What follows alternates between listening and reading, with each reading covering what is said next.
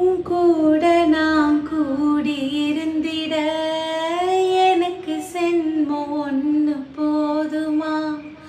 100 சென்மம் வேணும், அது கேட்குறே சாமிய. 100 சென்மம் நமக்கு போதுமா? வேற வரம் ஏதும் கேட்பமா? சாகாவரம் கேட்போம் அந்த சாமிய, அந்த சாமிய. காத்தாலஞ்சாலும்